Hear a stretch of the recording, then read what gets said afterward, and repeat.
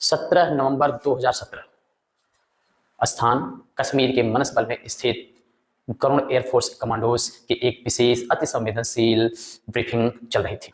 राजीव चौहान अपने इन 18 गरुड़ कमांडोज के बीच में एक ऐसी एआई इंटेलिजेंस साझा कर रहे थे जिसका इन गरुड़ कमांडोज को लगभग 39 दिनों पहले से ही बहुत बेसब्री से इंतजार था। लेकिन उसी समय पीछे बैठे हुए एक कमांडोज के मोबाइल पर व्हाट्सएप कॉलिंग आती है। जैसे ही व्हाट्सएप कॉलिंग आती है, उस कमरे की शांति पूरी तरह से भंग हो जाती है। वह कमांडोज तुरंत अपने मोबाइल को निकालता है और उसको कट करके फिर अपने जेब में रख लेता है। लेकिन अगले 2 मिनट बाद पुनः व्हाट्सएप कॉलिंग फिर मोबाइल पर आती है और वह थोड़ा सा असमंजस की स्थिति में आ जाता है और तुरंत अपनी मोबाइल निकालता है और उसको स्विच ऑफ कर देता है।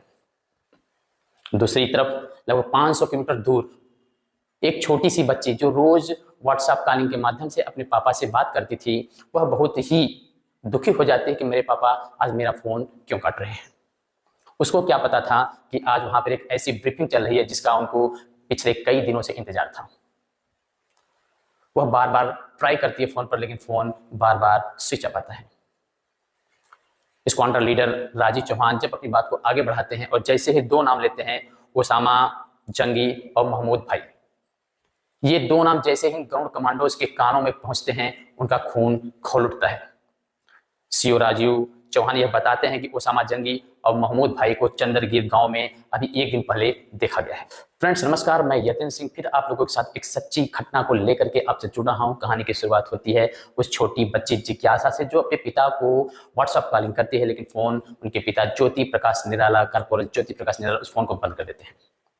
होता कुछ यूं है कि 11 अक्टूबर 2017 को एलईडी के 2 आतंकवादी अबू बकर और नसरुल्लाह मीर को भारतीय गरुड़ कमांडोज के 2 कमांडो जिनका नाम होता है सार्जेंट मिलिंद किशोर और कॉर्पोरल नीलेश कुमार, एक मुठभेड़ में इन दोनों आतंकवादियों को मौत के घाट उतारा जाता है। लेकिन भारतीय सेना जो गरुड़ फोर्स की है, इनको खुशी मनाने का कोई कारण नहीं मिलता, क्योंकि इनके 2 कमांडोज भी उस मुठभेड़ में शहीद हो जाते हैं। उसी दिन से इनके मन में यह अग्नि ज्वालामुखी की तरह बन रही थी, फूटने को बेताब थी कि कब इनके जो 2 हेड हैं मिले उनको हम मौत के घाट उतार दें। कॉर्पोरल ज्योति प्रकाश निराला इस 18 गरुड़ कमांडो में सबसे ज्यादा दुखी होते हैं, क्योंकि 11 अक्टूबर 2017 की घटना के बाद उसमें ज्योति प्रकाश निराला को उस घटना में जाने का अवसर प्राप्त नहीं हुआ। ज्योति प्रकाश निराला के जो 2 बेहतरीन मित्र थे या यारों के यार थे, उनसे भी ज्यादा वो उनके एक भाई थे, वो इस दुनिया को छोड़कर चले गए थे, वीरगति को प्राप्त हो चुके थे। ज्योति प्रकाश निराला के अंदर ये ज्वालामुखी धड़क रहा था कि कब मौका मिले और ज्यादा से ज्यादा आतंकवादी मिले कि मैं उनको मौत के घाट उतार करके अपने भाइयों का बदला ले सकूं। जब यह ब्रीफिंग समाप्त होती है तो दीपावली के समय कॉर्पोरल ज्योति प्रकाश निराला को छुट्टी मिलती है। वह अपने घर आते हैं और घर पर आकर के बड़े खोए खोए से दिखाई देते हैं। इनकी पत्नी सुषमा बार बार इनसे कहती हैं कि क्या ऐसी क्या बात है कि जो बार बार आप इतने दुखी नजर आते हैं। जब ये बताते हैं कि मैंने अपने भाइयों को, अपने मित्रों को खो दिया है, जब तक मैं उनकी मौत का बदला ना ले लूं तब तक मुझे चैन नहीं मिलेगा। इनकी पत्नी सुषमा इनको बार बार समझाने की कोशिश करती हैं कि समय के साथ सब कुछ ठीक हो जाता है, लेकिन ज्योति प्रकाश निराला के अंदर जो ज्वालामुखी धड़क रही थी उसको तो शांति तभी मिलती जब इन आतंकवादियों को मौत के घाट उतार देते। इन दोनों आतंकवादियों का जो मास्टरमाइंड था वह था ओसामा जंगी। ओसामा जंगी और इन गरुड़ कमांडोज साथ आरआर के जो कमांडोज थे उनका सामना लगभग 12 बार हुआ था, फिर भी ओसामा जंगी इन 12 बार में हर बार बच गया। ओसामा जंगी एलईडी का एक ऐसा खूंखार मास्टरमाइंड आतंकवादी था जो हाफिज सईद के साढ़ू का बेटा और 26/11 के हमले के मास्टरमाइंड लखवी का रिश्तेदार था। यह एक बहुत बड़ा नाम था। इसके साथ था महमूद भाई, कुख्यात की दुनिया में उसका भी अपना एक नाम था। इन दोनों को मौत के घाट उतारने के लिए ये गरुड़ कमांडोज और आरआर के राइफल्स बहुत दिनों से तैयारी कर रहे थे। जब इनको एआई इंटेलिजेंस की रिपोर्ट मिलती है, ये तैयार होते हैं। इनका 2 ग्रुप बनता है। एक ग्रुप होता है गरुड़ कमांडोज का, जिसमें 11 गरुड़ कमांडोज होते हैं और इसको उनके स्क्वाड्रन लीडर राजीव चौहान इसकी कमांडिंग कर रहे थे। और दूसरी तरफ राष्ट्रीय राइफल आरआर के 11 कमांडोज थे, जिसमें एक सीओ स्तर का अधिकारी भी उसको कमांड कर रहा था। ये दोनों ग्रुप जो है कि 2 भागों में बढ़ जाते हैं और वहाँ के जम्मू कश्मीर के नागरिकों के वेश में दो खटारे ट्रक में बैठते हैं।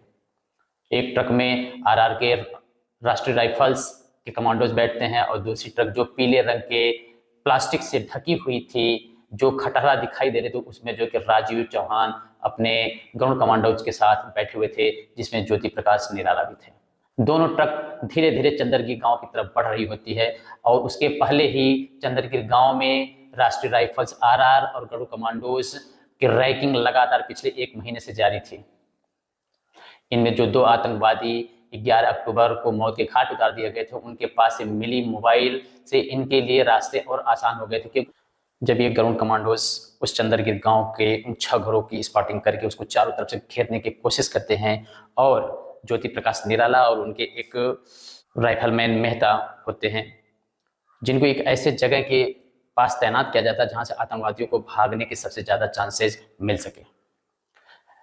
तभी 2 कमांडोज इनके हल्के हल्के पैरों से उस घर की तरफ बढ़ना शुरू करते हैं और बढ़ करके जैसे उस घर को नॉक करते हैं, लेकिन उस अंदर से कोई आवाज नहीं आती और फिर वो पीछे हट जाते हैं।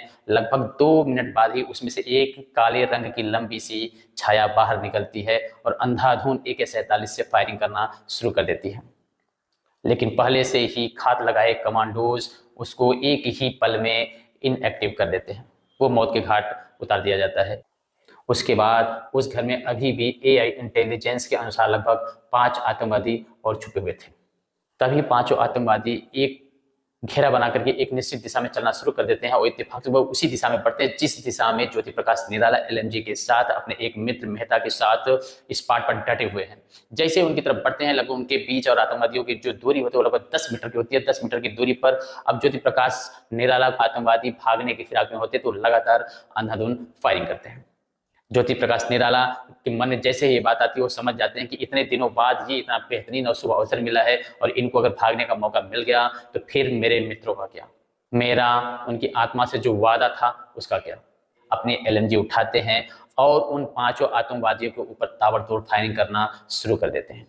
इनके ताबड़तोड़ फायरिंग से एक आतंकवादी तुरंत मौत के घाट उतार दिया जाता है। बचते हैं 4 आतंकवादी। वो 4 आतंकवादी ज्योति प्रकाश निराला के इस रूप को देख करके पूरी तरह से अचंभित हो जाते हैं और वह ऐसा उनको महसूस होता है, प्रतीत होता है कि जैसे उनके हाथ और पांव पूरी तरह से जम चुके हों। ज्योति प्रकाश निराला का यह रूप देख करके उनके CEO राजीव चौहान बार बार चिल्लाते हैं, कहते हैं ज्योति रुक जाओ, ज्योति रुक जाओ। लेकिन ज्योति को तो उस समय सिर्फ अपने दोस्तों की शहादत याद आ रही थी। ज्योति प्रकाश निराला अपने LMG से बड़ी तेजी से फायरिंग करते हुए उनकी तरफ बढ़ते हैं। उसमें से एक आतंकवादी को और वो मौत के घाट उतार देते हैं। बचते हैं 3 आतंकवादी। वो तीनों आतंकवादी दौड़ करके बगल में एक छोटा सा गड्ढा होता है, उस गड्ढे में जाकर के छुप जाते हैं।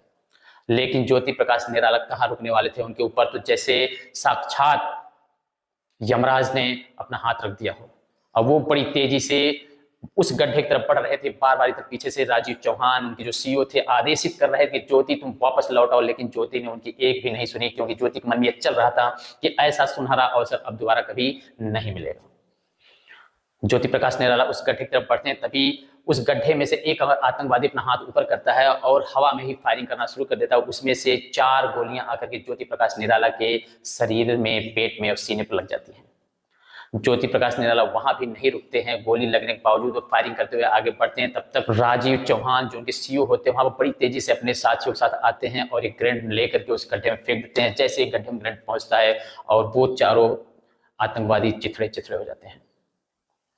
लेकिन ज्योति प्रकाश निराला के अदम्य साहस और यह वीरता देख करके वहां पे जितने भी कमांडोज थे उनकी आंखें फटी की फटी रह गई थी कि क्या ऐसा भी है कि जो अपने दोस्तों का, अपने भाइयों का बदला लेने के लिए इस कदर तक भी जा सकता है, जिसको मौत की थोड़ी सी भी परवाह नहीं है। अंततः ज्योति प्रकाश निराला को वहां से हॉस्पिटल के लिए रेफर किया जाता है, लेकिन हॉस्पिटल पहुंचते पहुंचते ज्योति प्रकाश निराला इस दुनिया को छोड़ चुके होते हैं। ऐसे महान और जाबाज देशभक्त की कहानी अगर हम अपने बच्चों तक रोज पहुंचाएं तो हमारे बच्चे भी देशभक्ति के इस सरोवर में डूब सकते हैं और एक नौजवान बनकर के देश की सेवा कर सकते हैं। मेरी इस कहानी को सुनाने का बस इतना ही उद्देश्य है कि हमें भी अपने भक्ति और अपने घर के बच्चों के मन में देश के प्रति सम्मान और भक्ति पैदा करनी चाहिए। ये कहानी एक समाप्त होती है। अगर आप नए हैं तो प्लीज हमारे इस चैनल को लाइक और सब्सक्राइब कर दें। जय भारत, जय हिंद।